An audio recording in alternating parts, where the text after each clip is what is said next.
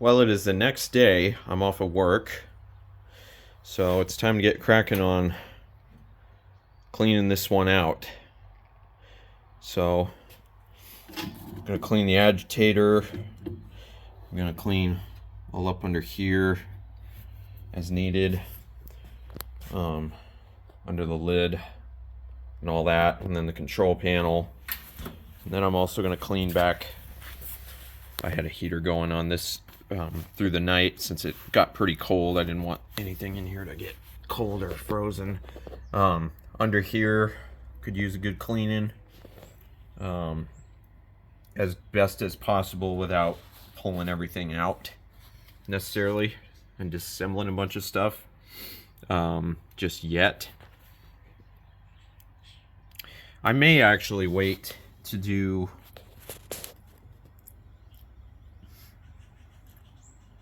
we'll see. I may wait to do the bottom side until after I have run a water test through here to make sure there's no leaks anywhere.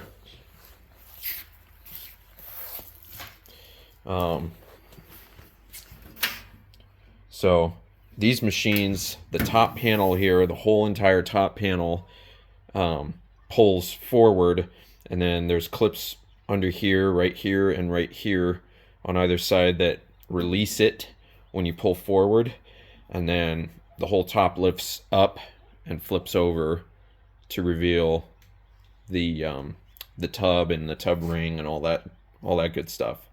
So that's what I'm going to do now, and then we'll figure out what we're dealing with from there. So here's what we're dealing with. There's the top of the tub ring, the fill flume, as they call it on these machines, and then the I don't remember what exactly this is called, but it's some sort of snubber or dampening pad, damper pad, for when this moves in the spin cycle. And then you have the clips here holding the tub cover on, which I may or may not take that off. Well, who knows? And then there's a bolt holding that on. I'll have to find the right size socket for that to take that off. And then there's a spring clamp holding this hose on right there. There's the fill valves right in there too, if you can't tell. Looks like those might be the original valves too. So they they still seem to work, even just having no water hooked up. You can hear them, but we'll see once they get water hooked up to it, see how it goes. There's one of the suspension rods going down to the support. There's another one. There's only 3 suspension rods on this machine, which I find I don't quite understand the reasoning why they didn't square it out with 4, but that's just the way it goes. And even like the base plate underneath the tub there, as you can tell, kind of ends right there and then goes in, so it doesn't go all the way to this corner, which is interesting. If anybody knows why that is, or why they made them that way, let me know in the comments, of course. But otherwise, there you have it. There is a belt drive washing machine uncovered for you somewhat.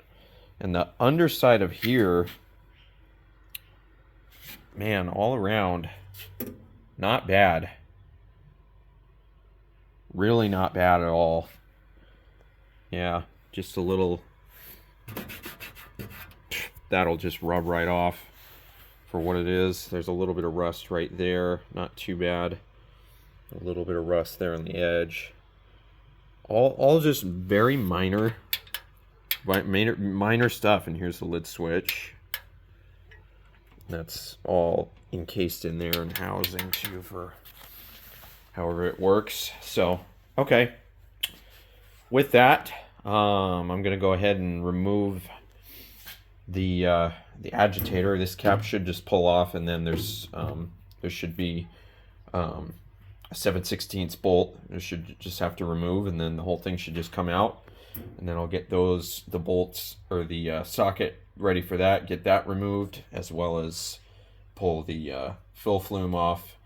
And then there's 4 of these metal clips on here holding this on. So those will just come off, and then this whole tub ring should just pull right off.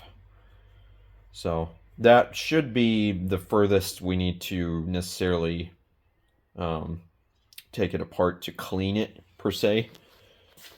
As far as like inspecting all the undersides and everything, like underneath the agitator and whatnot, and in between the tubs, I mean, we'll see once we get there what all it needs. But in the meantime, that'll be the next order of business. So I removed the agitator, which I ended up having to use a one of these dealios to get it to pop loose, because it was really stuck on there. So, and it did. Under the top part of the agitator is not too bad. Underside's fairly clean as well. There might just be, it might just have a little bit of like goop on the inside there that just kind of made it stiffened or whatever. And here's the shaft. If it'll focus, you can see it's also got that same sort of goop on it, which might have been like some sort of not adhesive, but like, you know, something to retain it, hold it in a little bit more. I don't know. I could be wrong on that. And so, yeah, there's some like grease and stuff on there, but I don't probably clean that off or whatever. But here's the tub. Yeah, just very minimal so far that I could see. This has come loose here a little bit. This is the gasket for the tub ring, and there is a little rust under here. But it's not terrible, I guess. Could be way worse. I think the glue for that or whatever came loose. And here's the tub cover. I was able to get that off pretty easily. Those clips came off without too much of a hitch. And underneath it's pretty clean already. It's just a lot of loose stuff that, like there, that'll scrub out with a small brush of some kind. So the drive block does look a little rather rusty there. So maybe I'll clean that off too. And under there looks a little bit rusty as well. Yeah, I'll try and clean off as much of this as I can. I'll clean that fill flume as well. Yeah, just a lot of surface cleaning just for the moment. I'll clean the edge of this off, you know, around the corners, that sort of thing. I'll clean under the top panel as well, just so it's, you know, presentable, I guess, under there. So anyways, that's where I'm at now. So I'll come back once all that's done. I'm not going to film it necessarily. So I'll be back. Well, I just finished cleaning all inside there. It's going to be kind of hard to tell without the light right here. You can sort of see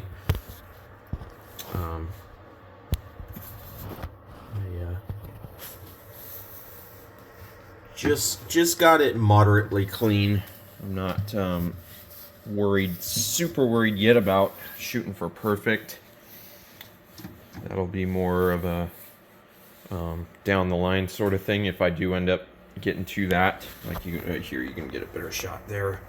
I got all that obvious crap that was on there, and then I took the lid off and cleaned under that, and I also cleaned the lid holders, the little plastic deals here, which this one,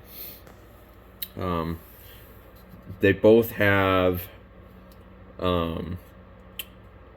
like a point on this end that kind of that pokes through a hole here in the cabinet that holds it in place.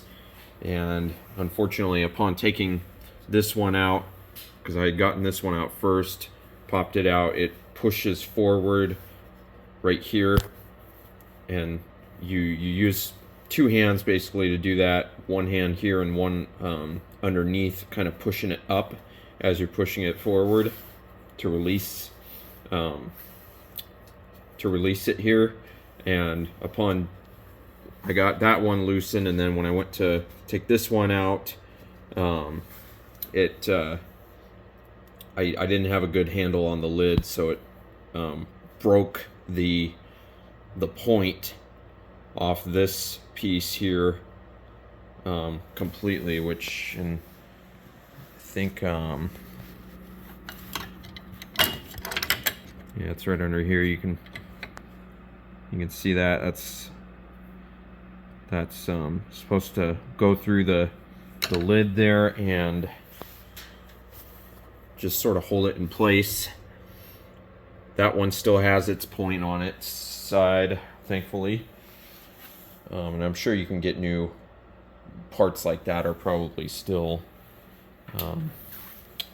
more so common than not anyways. I mean, for a belt drive anyways. But, and I cleaned, I forgot to show underneath here too, but I also cleaned the corners and the edges of the top of the cabinet here, and there really is no rust. I mean, and I also took the control panel off too briefly and just cleaned under here. And the control panel is also, everything is immaculate. I'm just, you know, and I know I've already said that about this machine, but I swear it's like this guy, it was in his basement. This I know for sure. It was confirmed. It was in his basement, and it probably, I'm willing to bet, never moved. Maybe it did move, and that's why it's cleaner than like having sat there and just accumulated stuff from sitting over the years. But one way or the other, he must have had it in a well-controlled environment. Like maybe he had a dehumidifier down there that so no moisture could get in and cause any rust or damage or anything like that over time. So yeah, all I know is this is like one of the cleanest machines I've come across as far as very like erosive stuff like that is concerned. As far as, again, lint and dirt, that's, you know, normal. That's unavoidable, if that matter. I'm not going to clean the bottom. In fact, I'm heading in for the night because it's already way later than than I wanted it to be.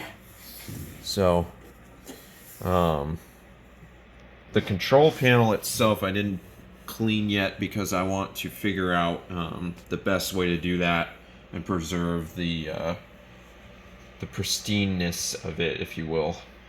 And I know some people that know the correct way to do that, and I'm gonna consult with them first on doing that before I tackle that particular part of the machine. But in the meantime, it is cleaned up at the very least. So tomorrow, once I get back from work, I had mentioned I bought a new drain hose. I just went to Home Depot, bought this one. It's a cheapie, made in China. drain hose, but it has this, you know, it has this adapter on it that's supposed to fit, you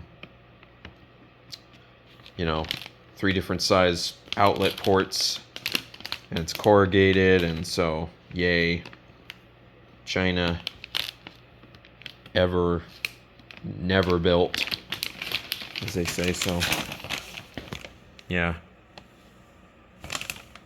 it's a drain hose, and it was 15 bucks, so I figured, what the heck.